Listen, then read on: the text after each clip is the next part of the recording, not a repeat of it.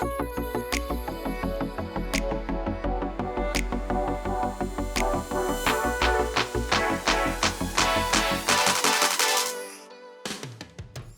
everyone. Welcome to the Future Construct podcast. I am your host, Amy Peck. I am so excited for today's guest, Heather Widman, who is a principal at Building Ventures.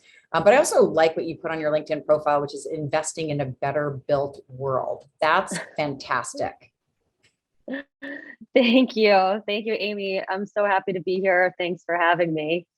So I want to dive in, on what you're working on and talk a little bit about the firm and your portfolio. But you're a woman in business, and I hate to play the female card, but it is always fascinating that we have so few women, and you're in not one but two industries that are, let's say, a little light on women. And so how did you land where you are today? And what was that journey? Sure. Yes, it's very true. And I love that, it's you and I here talking today in similar industries, and we're wearing matching outfits. We are. To top it off.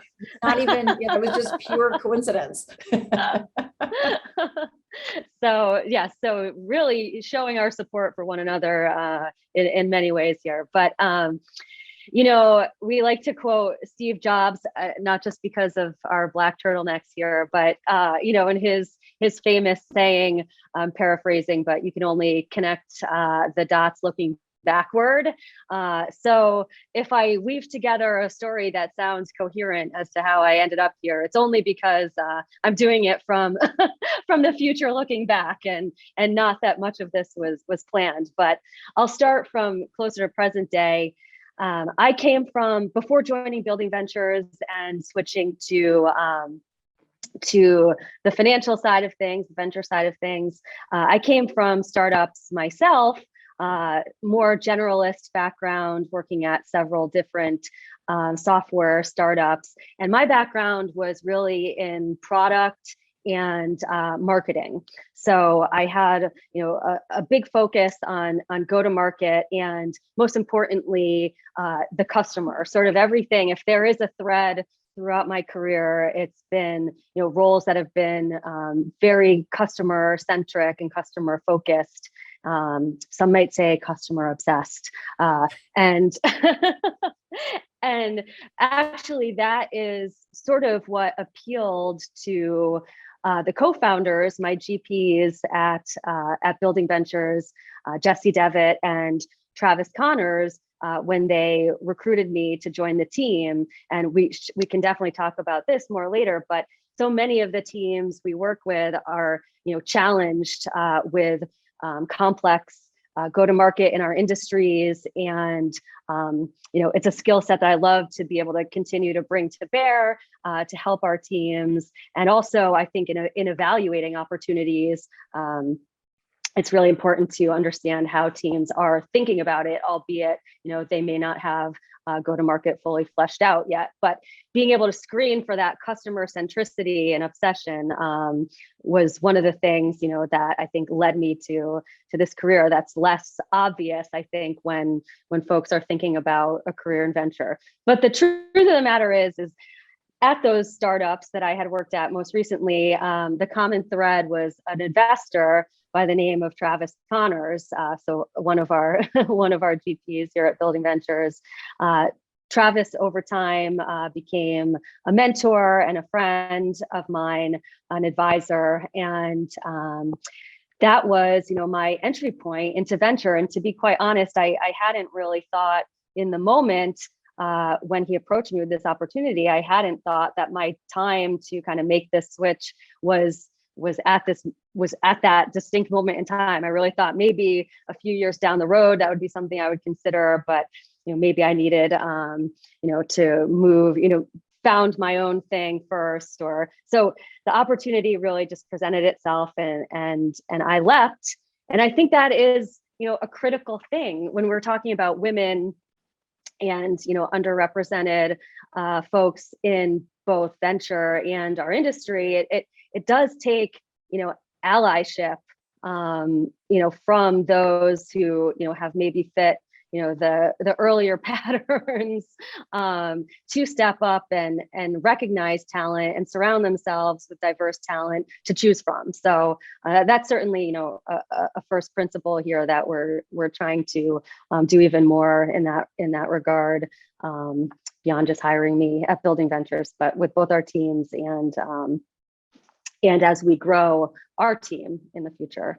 But before that, before that, if anyone looks at my, my LinkedIn, or if you know me better than that, and you're looking at social media or know, what I majored in, you're going to be like, how the heck did she, take these twists and turns to be, in construction and real estate tech, let alone venture. But honestly, even as a kid, I was obsessed with cities. I grew up in suburban Connecticut, which put me luckily in very close train proximity to New York City. I'm a Boston girl now, so don't get it twisted. But but I spent a lot of my youth, going in and out of the city. I was very involved in the arts.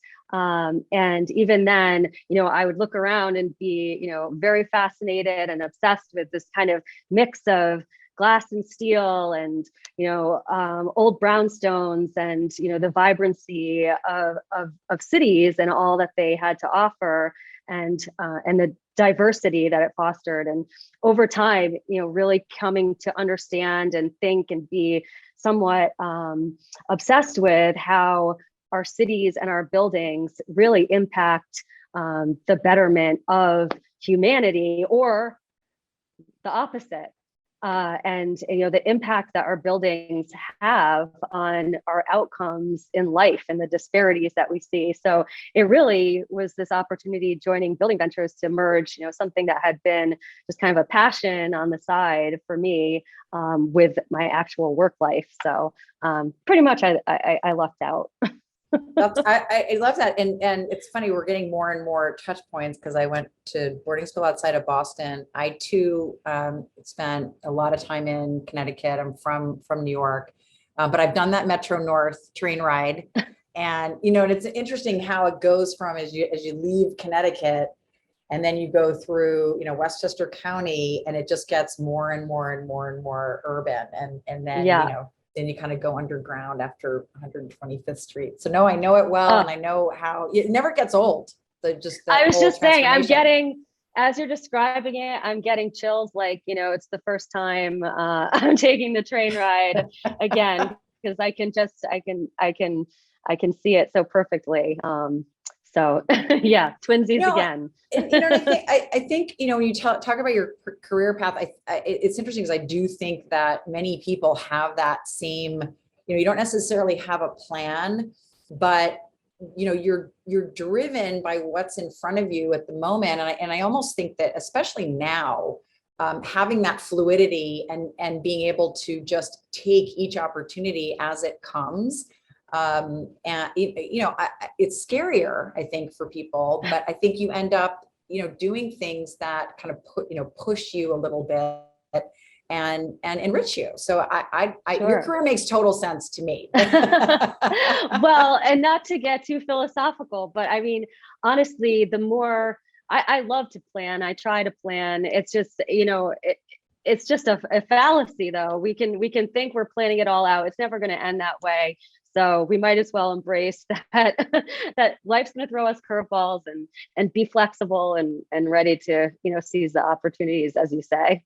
Yeah, and I think, in looking at where you are in the venture world, you said a few things that I think are really critical, and I think which probably make you and Building Ventures, more than just a VC, but truly a strategic VC, which is what I think startups, all startups should look for. And because you come from the customer-centric side of it, which is I think, something that sometimes, founders miss. They're so focused on product and solving a problem.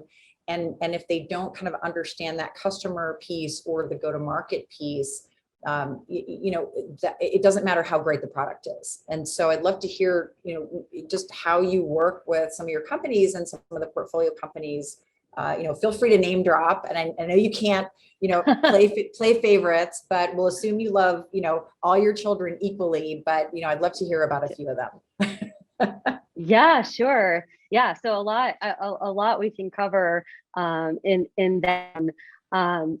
So first of all, I'll start off with sort of what, both what we're looking for collectively as building ventures in founders, and then also, kind of specifically what I'm screening for.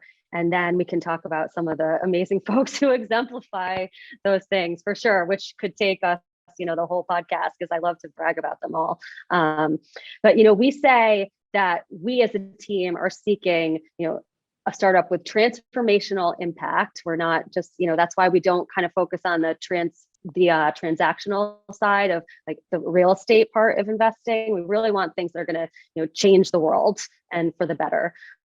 We're also looking for, the right stage, which we can come back to later. And we say truly visionary founders who are, relentlessly resourceful, because you have to be in the startup world, and highly formidable. And that goes without saying, because there's a steep road ahead and we need really smart people who can, withstand everything that's thrown their way.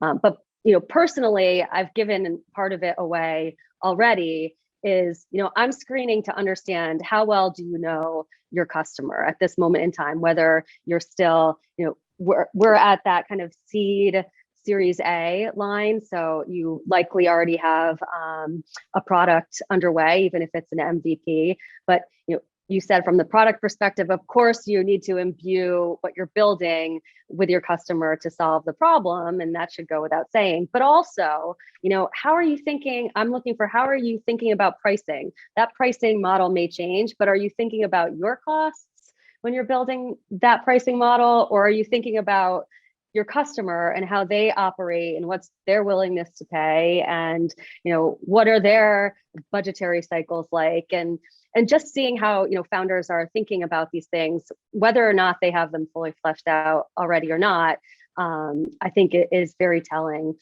And the other thing I'm really screening for, and this comes more from my product side, is this idea of kind of design thinking.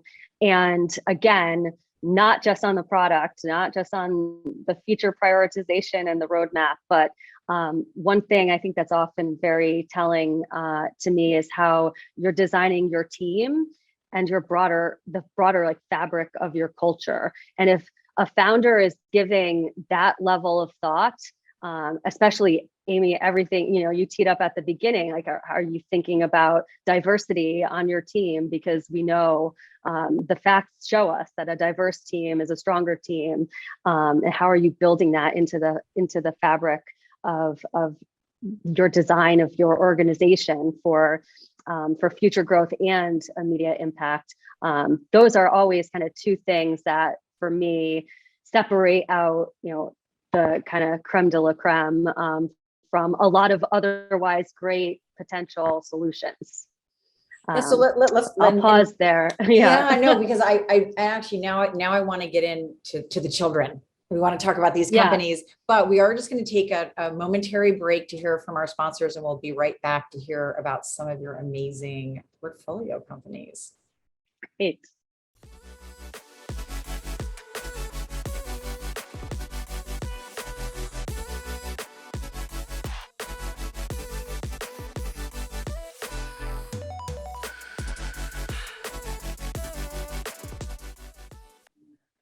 Well, welcome back to the podcast. I'm here with Amy Peck. And Amy, we have time for just one last question. So tell me this, if you could project yourself 20, 25 years into the future, and if you could bring with you, any product or service that would make your life better, what would it be and what would you do?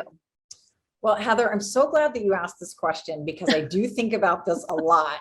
And what I really want to have is, I'm not afraid of the implant. So I want to be able to seamlessly access any layer of data, which I guess we sort of refer to as the AR cloud now, but that I can just see data when I think it, or like if I see someone on the street and I kind of know who they are, that it'll quickly like give me the bullet points of what the conversation was, the last one we had.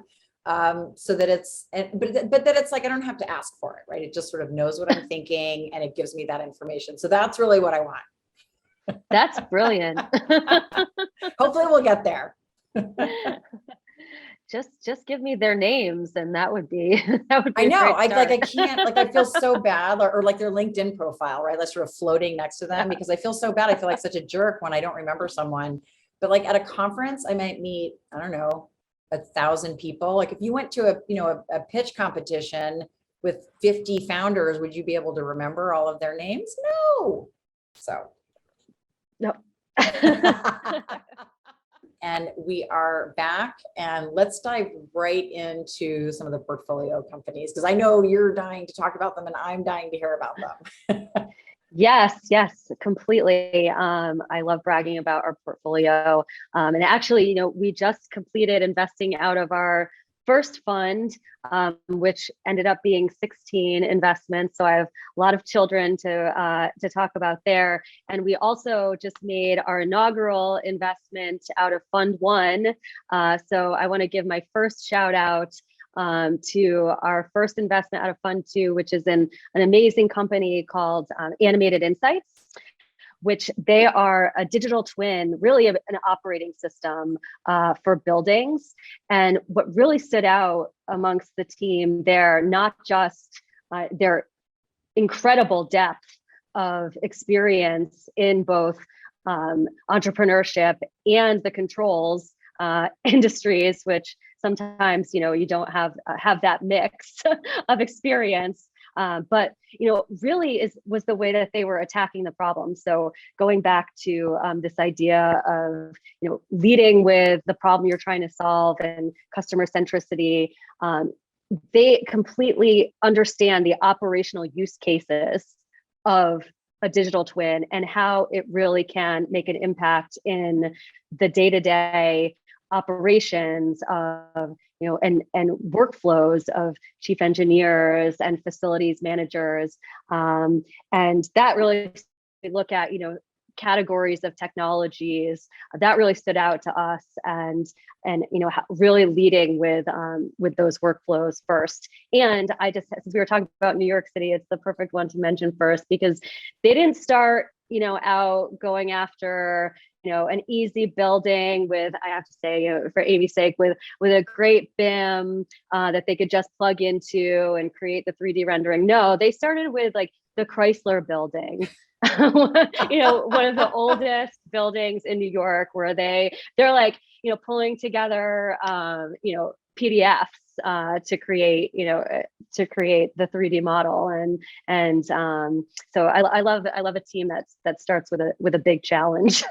Wow, I love that. Yeah, and yeah. I mean, I'm right there with you. I'm very bullish on digital twins. To me, it's going to be the anchor, not just for smart buildings, but it's going to be the way that smart buildings wire into smart cities. And so without it, we're not going to have the level of understanding and knowledge of operational systems that we're going to need.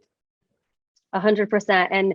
And also the way, everything we do at Building Ventures, we take this kind of systems approach to how we think about the built environment and all the friction that, falls in between the way we design, build, and operate, and then ultimately experience our built world. And, these guys are thinking about, how do we reduce friction at kind of every point and plug in, like we were talking about, before we even started filming, that partnership and API centric thinking that I think can really change the way people operate our built world, with technology at their backs, but it's people and processes that ultimately will deliver real change. And I think that team is one of many that's enabling that.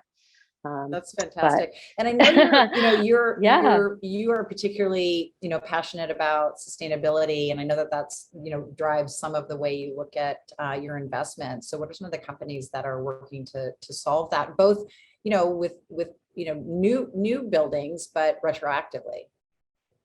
Yeah, we could talk about this for a whole day, but let me just tee it off by saying, we talk about this internally as, one of our guiding principles. We call it the 40% problem or the 40% opportunity, depending on what kind of mood we're in at any given time, or the audience we're speaking to. But basically what it comes down to is that buildings and building account for 40% of CO2 emissions, 40% of global energy usage, same on raw material usage and the waste in our landfills. So that's like 4 strikes, we're out, not 3. And so it's critical that we need to be tackling this from every angle. And Amy, as you know, on the breakout of like responsibilities and focus on our investment team, I tend to focus. I lead along with Travis the existing buildings efforts, so more of what's traditionally thought of as PropTech. But that doesn't mean we're all very focused and concerned with the entire life cycle. But my cohort on the West Coast lead up the construction and design sourcing of our opportunities. But so we're thinking about this from every angle. And for me, one of the tickets to actually having an impact is adaptive reuse and making our spaces more flexible and reusable from both the materials, reuse and sourcing side, and just the ability for spaces to grow and flex and change with the teams or groups that are utilizing them. And our portfolio company Canoa is a perfect example of this. Not only are they able to go into any kind of property type and rethink what that usage might be. So hopefully there's a future where building codes allow us to be much more flexible in usage, converting one asset type to another. And they'll be ready for that. But right now, what they're really focused on is taking office fit outs and making them sustainable in a way from every angle. Like I said, they'll source the most sustainable materials. You'll be able to reuse and move walls in your design. Everything is imbued with flexibility and sustainability from the design through the furniture that you're using. So that one covers almost every phase of the life cycle, which is what stood out to us when we met Fed Negra, the CEO and founder there. That's great. And I like the way you verbalize this and talk about we have to attack it from every angle, and a lot of it is awareness too. I think it's like if you're actively trying to solve these problems as you're designing your products and services, it becomes much less of a heavy lift than where we are now with existing buildings, which is now having to figure out how we can retrofit them and make them more sustainable in the areas where we can make an impact. And I think that's probably one of the bigger challenges. 100%. And, I think it was, I heard Stacy Smedley of Skanska, she articulated that, we have enough building stock really right now to service everything we need. And Fed of Canoa likes to also remind us that, we need to build less to help save the planet. But it was even Mark Reynolds, the CEO of a general contractor over in the UK, a very important firm called Mace, who was recently talking to our investor network, and he said the same thing. So when the general contractor community is saying, how do we use what we have better? And then of course, we're not going to stop building. We have to build. We have a massively exploding population that we need to take care of, and we're not even taking care of, all those that we have on the planet today. But if we can build more sustainably, new construction, and then really take advantage of the existing building stock, maybe we'll be able to make an impact. No, I think that's really important. And I think that everyone's knee-jerk reaction is, well, we're just going to lose business. And no, there's going to be business in, updating existing buildings, in optimizing, in digitizing. I mean, there's plenty of work, and the business models will evolve over time. And we shouldn't be worried about the bottom line right now, because it's not about the bottom line. No. And the bottom line isn't that great to begin with. I mean, we've been struggling with productivity and profitability in our industries for a while. And I hate to sound like a broken record, but isn't part of that because we haven't been listening to our customers, and and that'll take me down, away from the path of sustainability and into, this notion of buildings as a business, or space as a service. But that's the other, I think, macro trend that we're really thinking about and investing in is how real estate, especially, but construction as well. How do we approach this like any other business, with the end user in mind, instead of just thinking about what's needed to continue to secure that 10-year lease that only the CFO really cares about. I mean, those days are gone. So just put it from your mind. That's that is not what you do anymore, owners. Yeah. So how are you going to delight your end users, and also take care of one of your greatest stakeholders, the planet, and the communities that you're a part of? So that takes us into a whole other realm. No, and I know, but I think you're right. And you mentioned kind of the thesis of how you are looking at companies, and what you're looking for, and in combination with what we've been talking about, which is what are some of the new business models, and what are some of the new trends, and ways that owners can sort of maximize space. So can we talk about some of those business models, and just what you're seeing, and what you think is really viable now? Yeah, certainly. So the obvious trend, in sort of under our thesis of, buildings as a business, or what, a lot of folks call, and we think of these as not synonymous, but very related, space as a service, that's really all being ushered in by, that change in mentality of those long, predictable lease terms, and what the customers are demanding, and what was ushered in by WeWork and others with flexible lease terms, and co-working and co-living.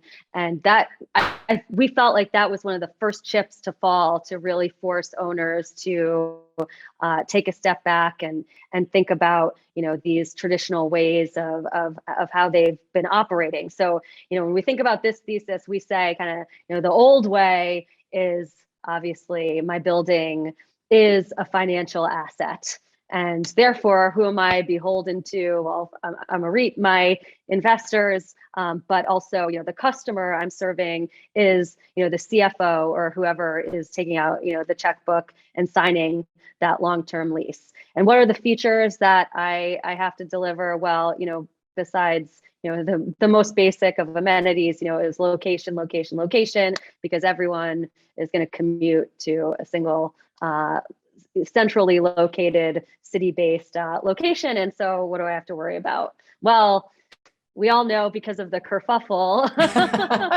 even before this trend was well underway, but the kerfuffle has accelerated this tremendously, and again, giving so much power to the individual to say, whether or not they're going to go into that perfectly located office or not, and what terms, workplaces, and more than ever, heads of people and heads of workplace, some titles that didn't even exist are really calling the shots, and demanding flexibility, and all types of new amenities for their customers. Like, I think we're only the tip of the iceberg when we're thinking about like indoor air quality, and what comfort really means, and what's important comfort wise for tenants. in workspaces. So, and again, I'm trying to get too much in here at once, but so that's the sort of stuff that we're seeing on the real estate on the buildings as a business side. And the new model is really, again, that owners have to service all stakeholders. And this is not just the CFO and their investors, although those are still stakeholders, but those end users, the communities that they're in, their own employees, so much labor is a whole other topic, both on attracting folks on the real estate side and attracting workers on the construction side. And if you think your organization isn't being a steward of the planet and their communities, like you don't really want to be employed there anymore. So there's so much for them to demonstrate and so many opportunities for them to provide, the services that occupiers really want. A totally different sort of example of this, a portfolio company of ours that we think kind of epitomizes this is connectivity. I think for a long time, owners have thought, kind of this is an amenity. This is something that is behind the tenant door. So it's not anything that we need to think about. But as we are, bringing buildings online, as we are finally moving towards smart buildings, the connectivity that you provide in your own IT, OT world, with all the devices we're putting in, security is critical as you are changing your business model and offering flex space. This is a service that is expected that you provide. And we have a company, Join.build, that converged network as a service that really has made this turnkey for both owners and occupiers if they choose to take it on themselves. But I feel like no more is connectivity, a tenant responsibility as part of the fit out. I think we're going to see more and more owners taking responsibility, both because they want to and have to. And it all, boils back to the security of the building itself and what the new amenity set really is. Yeah, that makes sense. And I think, you just mentioned your fund number 2, and you made your inaugural investment. For the startups who I'm sure are all gravitating now to be able to hear you speak and find ways to reach out to you, what does your deal flow look like, and what are you looking for? Yeah, well, I'm happy to say that we have, deal flow has just been climbing and climbing, went up and to the right, whichever way that is being recorded. Steadily since I joined 3 years ago, and yet we're still as far as the built environment goes, we're still a small but growing portion of, as everyone sees, those huge dollars flowing into venture capital. But we're definitely taking a larger and larger chunk as time goes on. But you can reach out to us, through our website, and that will come directly either until we hire analysts and associates to myself or my colleague on the West Coast, Greg, and we're looking for exactly what we talked about earlier, that transformational impact, hitting on those themes that we touched on earlier today. We can't overstate the importance of everything that we're investing in technology wise, at least, not having a detrimental impact on climate and our planet. But, that's really a lens that we're looking through, and that we kind of prioritize opportunities that make us more efficient and are beneficial to moving to a net zero planet. And we're looking for those founders who, like I said, are visionary, who who are resourceful and formidable and are looking to change the world with their teams, and build a better built world. I mean, that's our slogan, not just for marketing purposes. That really is like the first and ultimate lens of how we measure whether an investment is a fit for us or not. It's not lip service. That really is what drives us as a team.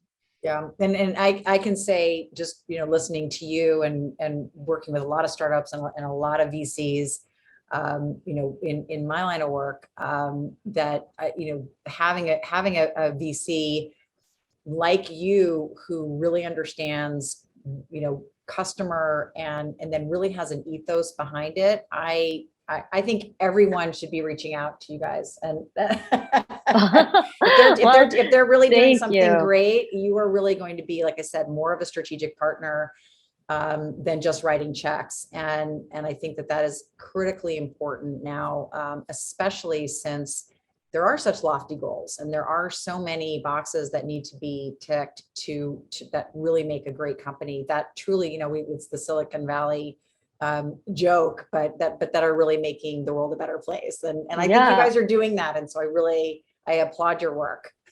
Well, thank you. And I think you touched on something.